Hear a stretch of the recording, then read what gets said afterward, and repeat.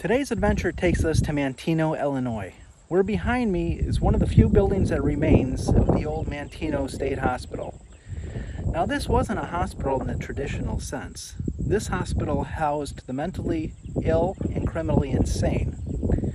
Behind me, thousands of mentally ill patients entered that door through the administration building. Unfortunately, many of them never left and are buried about a mile away from here in the Manteno State Hospital Cemetery.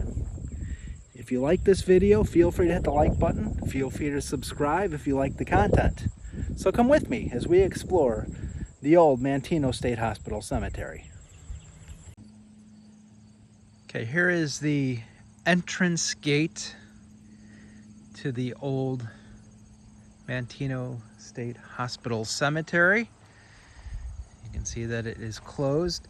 They've actually have another entrance down the way, and they've renamed it the Illinois Veterans Home Cemetery, since part of the old Manteno State Hospital, some of those buildings have been converted to veterans homes.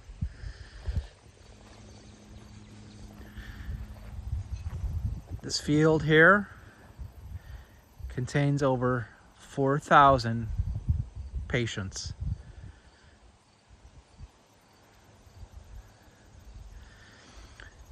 And that's since records were started. The records I found started in 1941. The hospital itself came into existence in 1930, so I'm sure there's some records of patients between 1930 and 1941 that have passed away and are in here.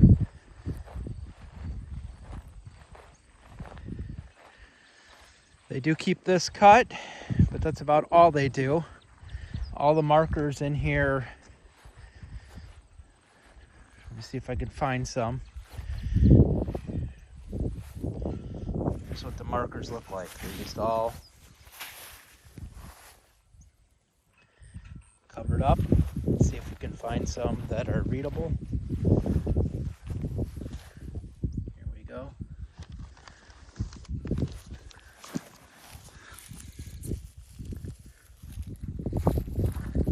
Rank,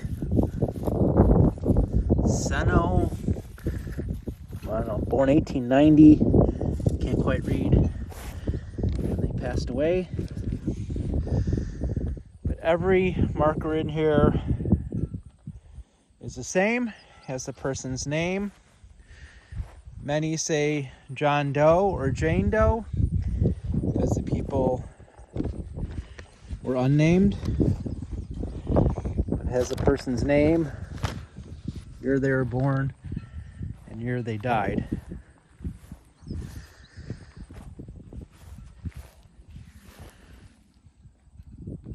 Here's one, looks like Charles Wynn, born 1880, died 1945. And there are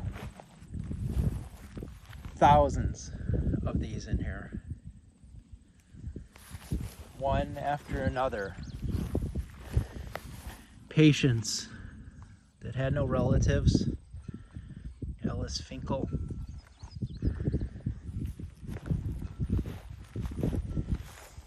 They do have a number at the top of the tombstone. That's C260. I wonder if that was their patient number. Born 1862. When did this person die? 1945, it looks like. Just tremendously sad. And these people did not have good existences while in the mental hospital. It was routine for these patients to have lobotomies and electroshock treatments. That was very routine back then. Living conditions were not good. They were housed in large rooms with rows of beds. You know, mental health back then was much different than it is now. Still not where it needs to be, obviously. And these patients felt the worst of it. And I'm guessing that's why they've changed the name of this cemetery from the Manteno State Hospital Cemetery to the Manteno Veterans Home Cemetery. I think Manteno would like to wipe away its past with this asylum. And there's just rows and rows of these sunken stones. And as you can see, in this area here, you can't even see them anymore. You know, unlike a lot of these beautiful settler cemeteries that I look at, this one is almost just the opposite. It's a beautiful area.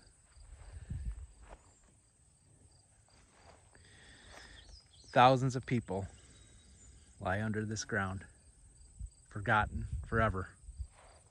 It's kind of sad. This one here just says Charles Hines, number 2, and that's it. Rows and rows and rows.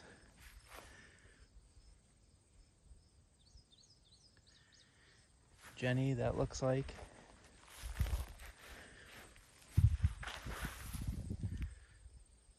Bessie, Bell.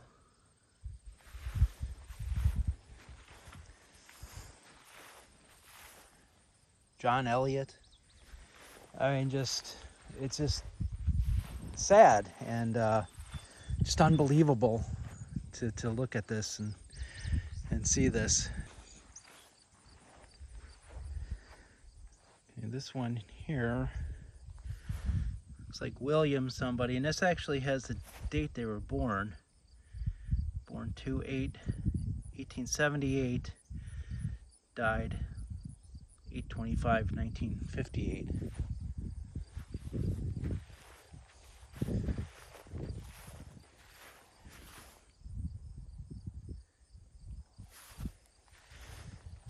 And these are just the ones I can read. They said there's many in here. Just gonna walk back here.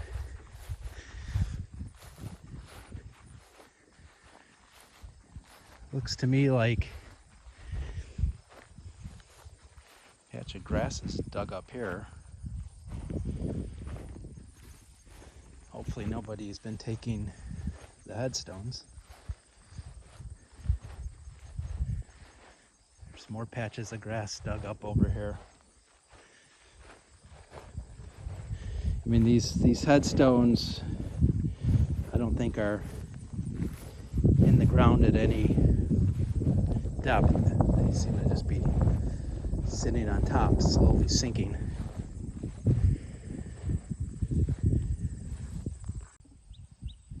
Now here's one that's in good shape. Delia Wallace, I had to clean this one off. Born, actually I can't tell, 1886, died March 3rd, 1959. And if you notice, there's a C on here. It stands for Catholic. So in this cemetery, you were Catholic or you were Protestant when you were buried. Really meaning you were Catholic or other. So you really had no other choices. And on the headstone, they would put a C or a P for Protestant, just to denote religious preference. So again, if you were anything other than a Catholic, you were just a Protestant.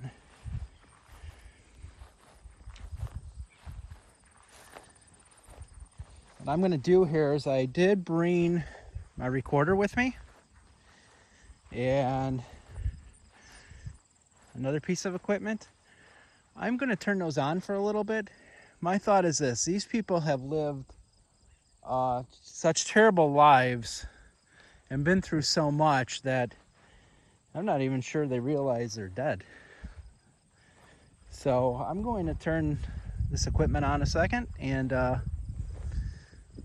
see if we can capture anything.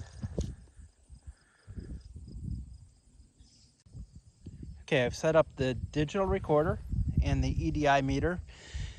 EDI meter records temperature, variations in pressure, humidity, vibrations, electromagnetic fields. So I'm just going to leave that there. And I've already told if there's any spirits here, I've already told them that, I come peacefully, I don't mean any harm, and neither one of those devices will hurt them. So they're welcome to go up to them and talk. I'm not sure if this can even begin to define the scope, but there's a row there, and just row after row after row of headstones. Row there, row there, row there. I mean, it's sort of mind-boggling.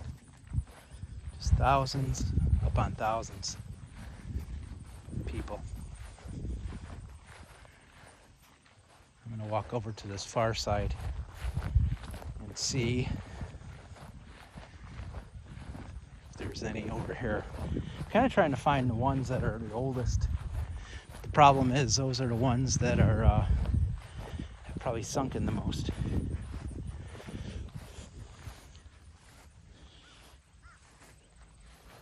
Yeah, there's rows and rows and rows, but these are so sunken.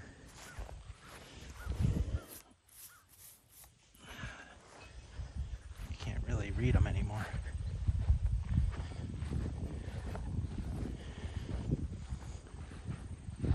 And within the next couple of years, the grass will grow over all these and just be forgotten.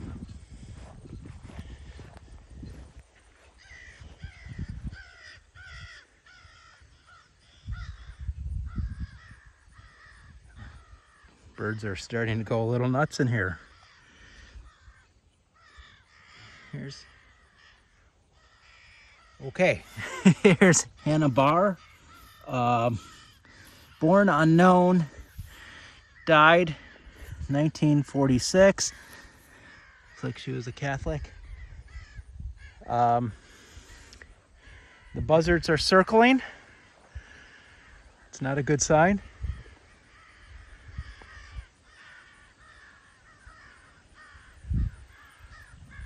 You can see the birds. They just started to go crazy.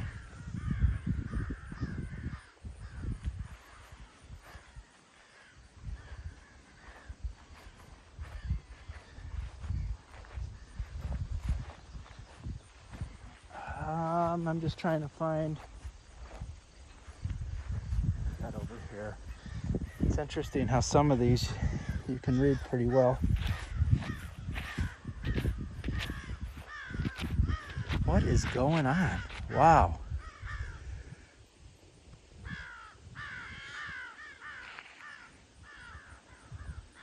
Oh, okay. Birds are not happy that I'm here.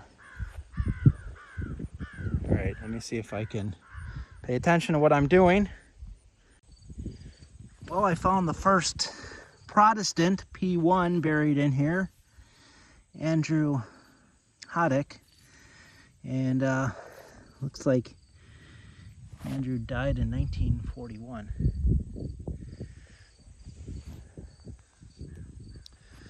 I am at the corner of the cemetery, and this shows you how big this is.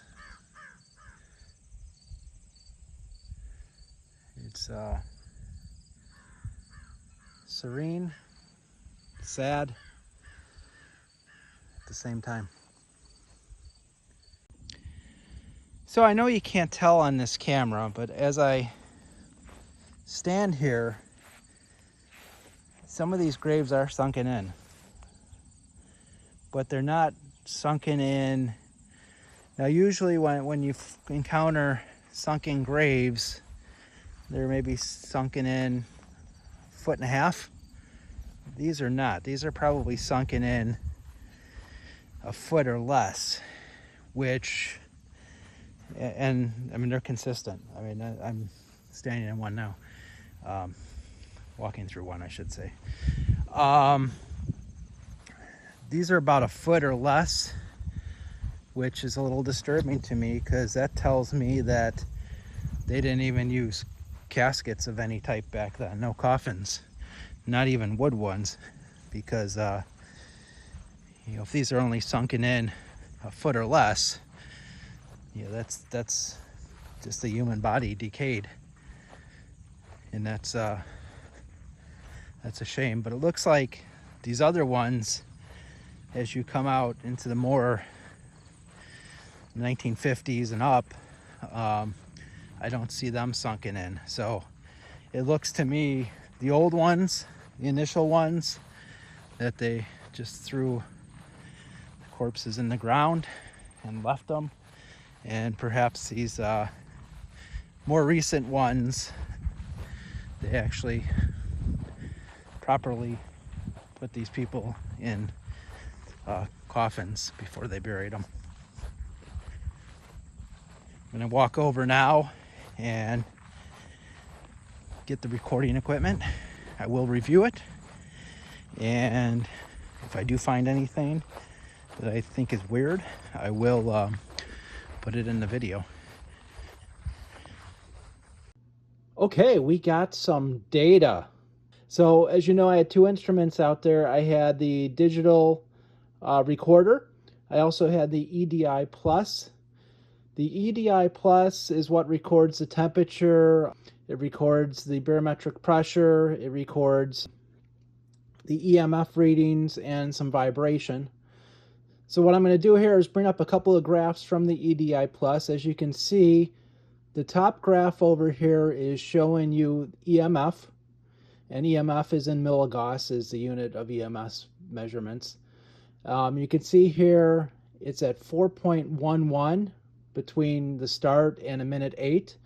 And then at the bottom graph, that's vibration. And you can see here that it's way up between the start and a minute 8 in. So there's definitely some anomalies going on here, large vibrations and larger than normal EMF readings the first minute 8 seconds that this EDI detector was on. You can see after a minute 8 seconds, so from a minute 9 to about a minute 48 seconds, these readings go down. They go down to what I'm considering a base level. You can see 2.5, and then for the vibration, it's down to 15. So everything calms down for a little while, and then at a minute 48 seconds, we see this peak up once again, and it really peaks this time. The vibration goes all the way up, and the EMF spikes to almost 8. I mean, this is in the middle of the field. There's no electromagnetic force. There's no electricity out there. There's no reason for that to spike up to 8. So it spikes up to 8 for about 7 seconds, and then it calms down to the end. And at the very end, that little spike there is where I picked up the meter. Very interesting anomalies. I must say that this EDI device is not some lab-calibrated $1,000 device, but for my purposes, it does what I need it to do, and that is look at trends, look at trends in data, and it's exactly what we have here. It's showing trends in data, so it's perfect for what I need it for. Is this paranormal? Yeah, I mean, this is something other than normal, so yes, I would consider this paranormal. We also have this clicking noise that I got on the digital audio recorder. Not sure if it relates to anything, but I'll play it now.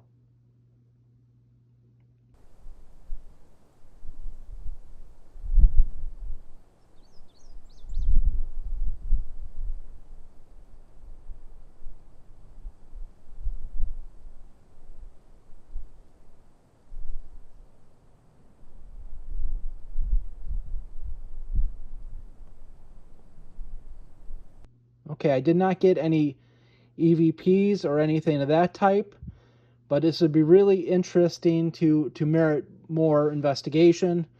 I would really like to get a paranormal group in there that has more equipment and do a little more thorough investigation and see what we pick up. But here you go. I mean, the data doesn't lie. There's definitely some anomalies out there.